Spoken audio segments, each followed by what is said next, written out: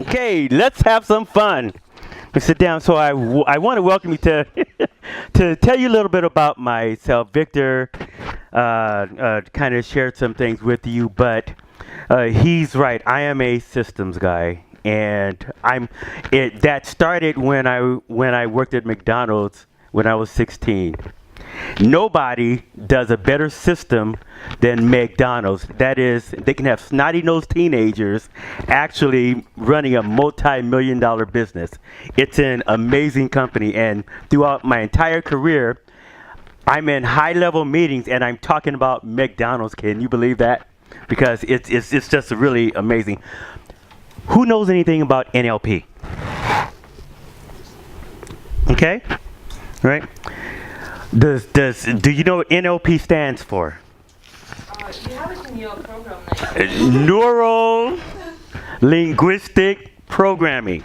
Okay, what is NLP? Before we get into that, I want to first kind of give you an idea of what we're going to go over. This is going to be this is a 2-day seminar. And we're going to go as much into it as we possibly can.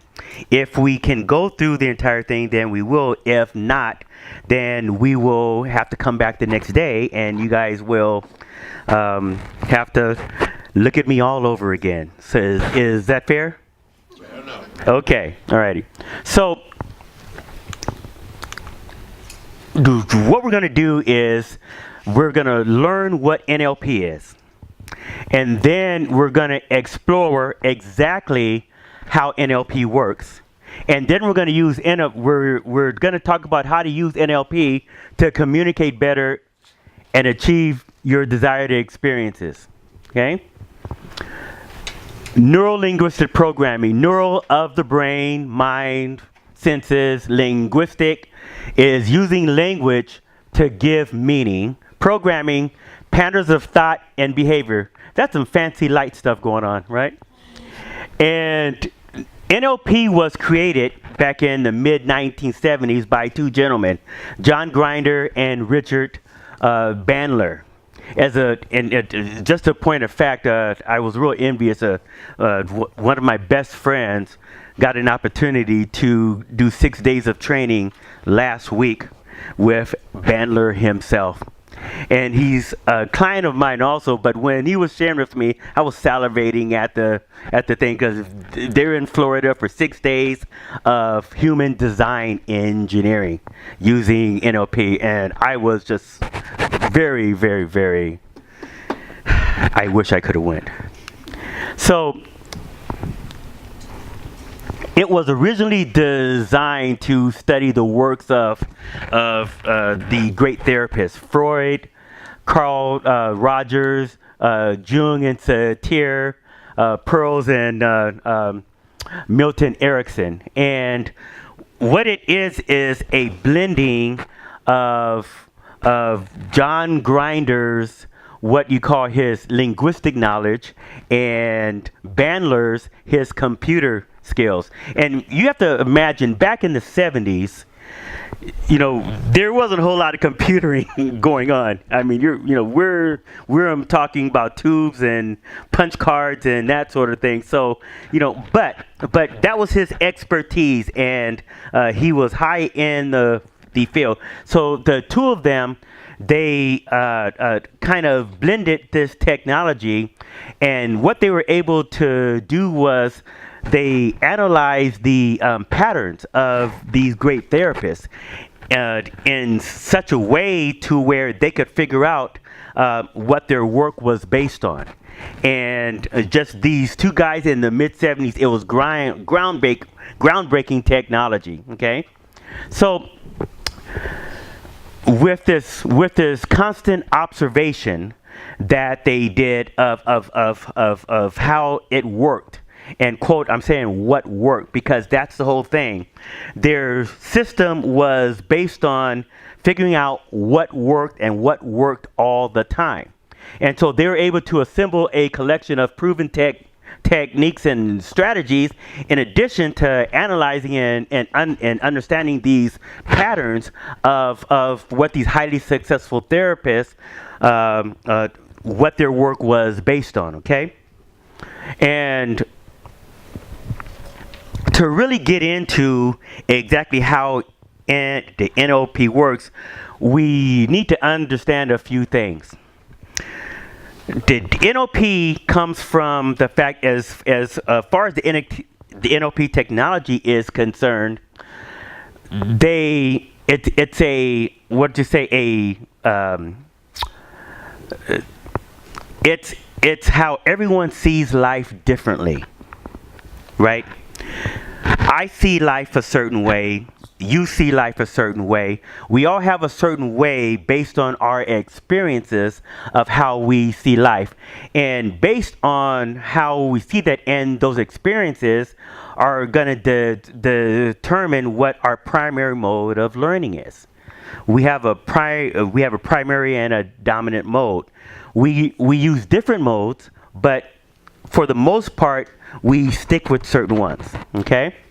And those filters are our personal experiences, our culture, our emotions, our beliefs, and we respond to those experiences based on our internal interpretation of how the world is. And as we do that again and again and again, we form these belief patterns. And these belief patterns are things that we come to believe, and then we go to act on at some time in the future. So in the process of developing the technology, what they discovered was, and we've all heard the saying, you can see a person's soul through his eyes, right? Well, they discovered that that is exactly true. In fact, based on how a person moved their eyes when they responding to something, they could figure out what mode they were in. So if you look at the chart here, now this is someone who's looking straight at you. So if you're looking at this person and you ask them a question, and if their eye movement moves up and to your right, then they're visually remembering something.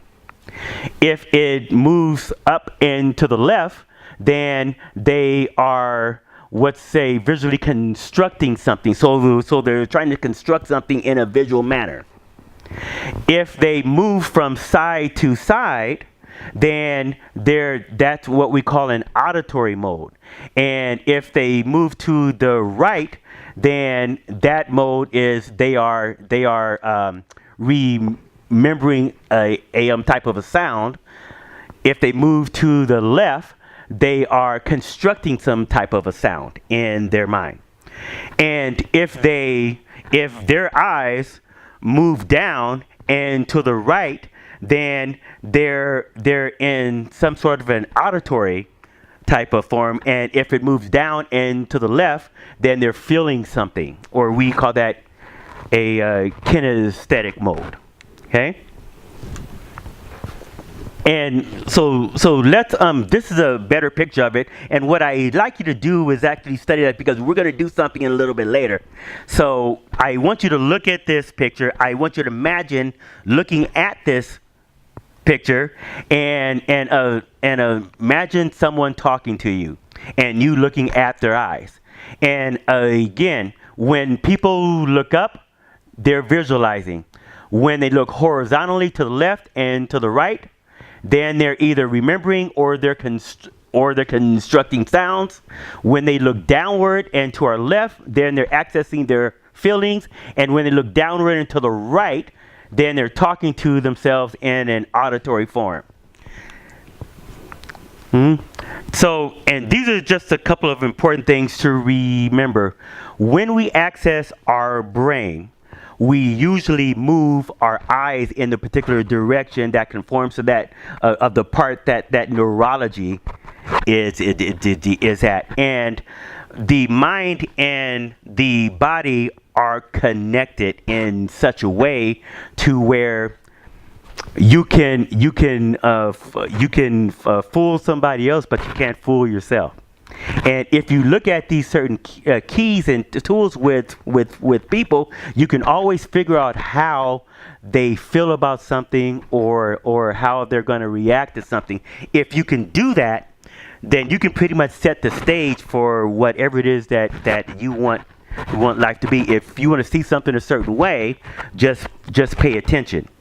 Now, people rely on their senses and, as I said, to make these internal representations. So what I'd like everybody to do, we're going to do a little exercise.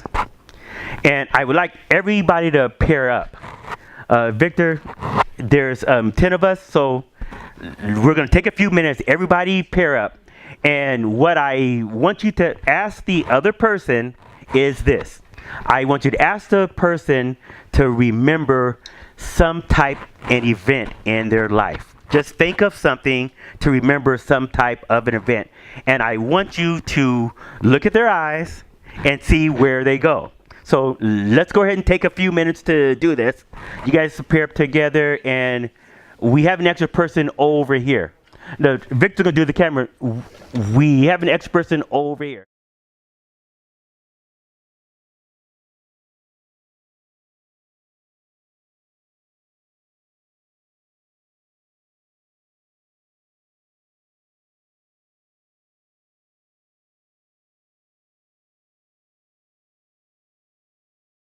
From someone, what did you think? Were you able to visually see what was going on with their eyes? Huh? We were able to see where Okay, and where did they move? to the right, Right. and to the left for me. Okay. Now, one of the things that I didn't mention is that this is for right-handed people. If you're left-handed or ambidextrous, you kind of want to reverse it in most cases. However, that doesn't always happen. There's such a small percentage of people. For the most part, you can pretty much count on somebody being right-handed and doing it on those occasions where you notice. Then you just want to switch it around. Okay. Okay. So there are some people who usually exist in a visual mode. There are people who exist in an auditory mode, and then there are others who exist in a kinesthetic mode. And one person, you can exist in all three of them at certain times, but we generally tend to favor one or the other.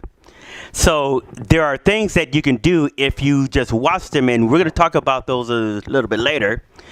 Things that you can do to really determine what mode someone is primarily in. Okay, so the three modes again are visual, auditory, and kinesthetic. So let's talk about visual people. Visual people they typically stand more erect, and they sit erect also, with their heads and their bodies erect and their eyes up, and they breathe from the top of their lungs. So if you notice people that have these, this just short breathing, always anticipating something, and they're breathing from the top of their lung. They tend to be more organized, neat, well groomed. They often sit forward in front of the chair like Donna is. They're more deliberate. They're more appearance oriented. Okay. They usually memorize things by making pictures, right? So they always have these pictures in their head. They don't hear anything, but they can vividly see something in their head.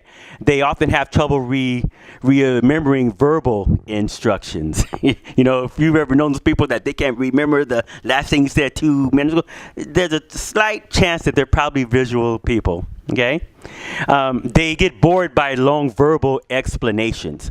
They're less distracted by noise, and they would rather read than be read to, which is the opposite of an auditory person and a kinesthetic individual. And they appreciate getting these attractive gifts because things are visual to them, right? And they use words like see you later, I want to look at it, let's focus on it, watch it, you know, be clear, foggy. They use these visually inclined words. And an auditory person, on the other hand, they will kind of move their eyes side to side, like I said, from left to right. And they will also move down and to the right frequently. They breathe from the middle of their chest as opposed to the top or the bottom. So they don't have these real shallow breaths, but they don't have really deep breaths either. And you can sit and watch people as they sit and just watch the way they breathe, and that'll give you a good clue. Most of picking up things from people comes from just being observant. And if you're observant, there's a lot of things that you would recognize that you wouldn't normally recognize, and you really get a really good insight on people. They often move their lips when they form words. They memorize steps and procedures and that sort of thing. And they also are very interested in being told how they're doing. They're real keen on the tone of something. You know, something sounds like. So if you get these people that always say, my wife is like that, she's like, I don't like your tone. Or did you have to say it that way? She's an auditory person, right? And so kinesthetic people they are typically they're breathing from the bottom of their lungs. And so they will take these real deep breaths, you know, and their posture is a little bit more slumped up. They don't sit up straight. You know, they kind of slump in their seats. They move as they talk, and they move really, really slow, like. And their feelings are very important. So they feel things. They use words that would make you think that they're really in touch with themselves. And they use words like grasp and handle and get in touch, hold, you know, that type of thing. So now the question is, how do we use these three modes to achieve those desired experiences, right? That's what we want to know. And so it's about building rapport. And the basis of rapport is that when people are like each other, they like each other, right? Have you ever heard that? When people are like when people are like each other, they like each other. We all like the people that seem to be just like us, don't we? You know, they seem to be the same. They seem to just get it. And what we do is we use the mirror principle in action. And so a lot of rapport building is what we call matching and mirroring. So I remember in the early 90s, I was in the tech field, and I was in database, and I was over someone who was running this job every single day, and it was for franchise tax board, and I was supposed to be monitoring them and watching them to make sure that they did what they were supposed to do. Well, 2 weeks later, somebody found out that the entire taxpayer database for the state of California was corrupt. All 16 million records. And it literally took us 2 weeks to get it back on track. So we had this 8 o'clock meeting and this 5 o'clock meeting every single day with all the hooies and head honchos in there in the meeting. And I remember sitting at the table. I'm 31 at the time, and I remember thinking that everybody was blaming me. Nobody said it was my fault, right? But I felt it, and so I found myself. I had learned about NLP, and I found myself trying to match and mirror the big guy. So when he put his coffee cup up, I put my coffee cup up. When he moved his hand, I moved my hand. When he did this, I did that.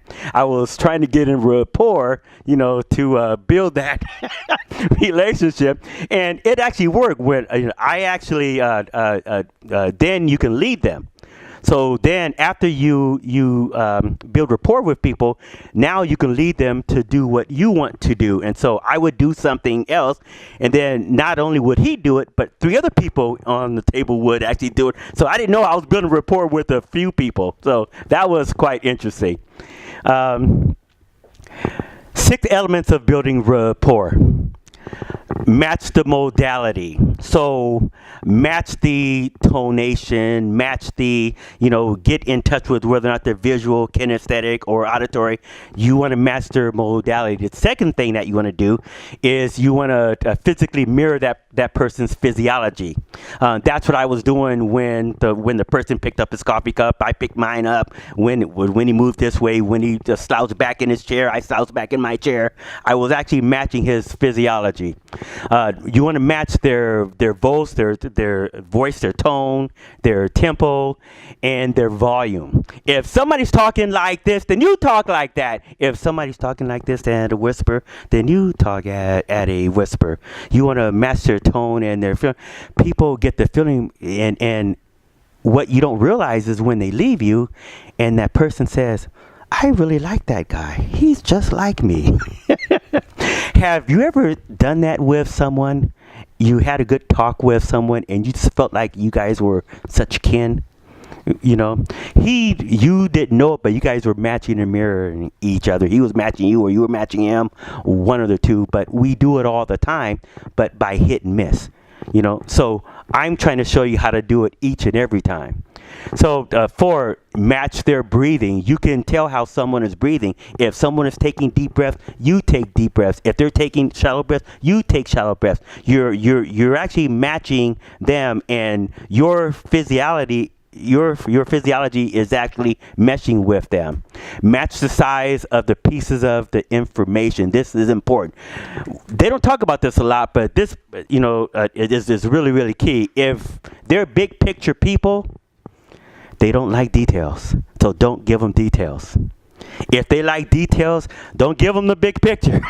So you want to match the type of information that they like to get and how they like to receive it. And then match their common experiences. We all do this now. Everyone at this table, I'm sure, has a certain way of how we get rapport with someone. Someone says they like to travel. Oh, I like to travel too.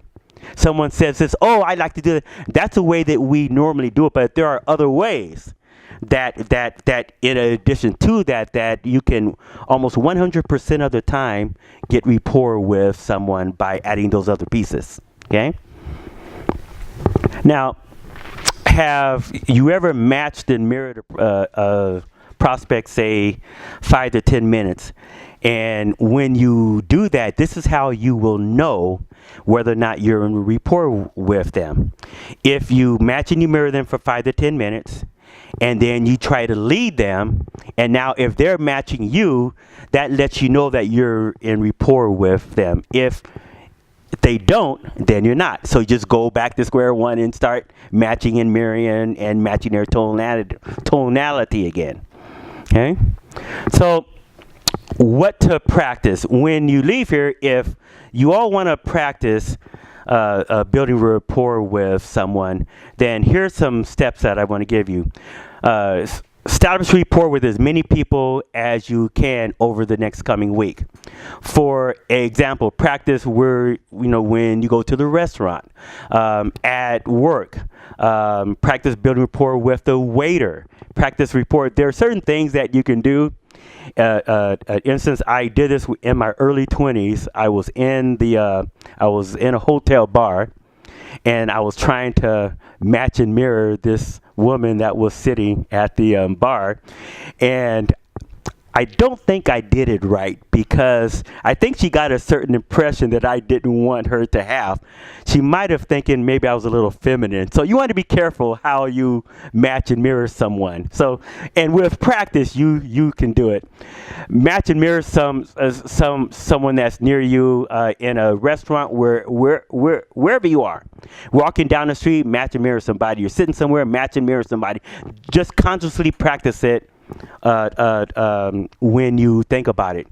And when you go up to a counter, match and mirror somebody. They got the counter. You're always trying to make a fun. Me, I'm always trying to be a funny at the counter, and generally they're not where I want to be. So instead of matching them, I'm trying to get them to me. It usually doesn't work that well. But in any event, I want to thank you guys for coming out today. And if we had more time, I would actually, and we could do this in the next session. We could talk about putting people in different states, pre-framing, anchors, and then the 4 steps to anchoring people. So when we come back from lunch, this is what we're going to talk about next, okay? So get ready, have a good lunch, and we'll see you in about an hour and a half. Thank you. Mr. Toastmaster.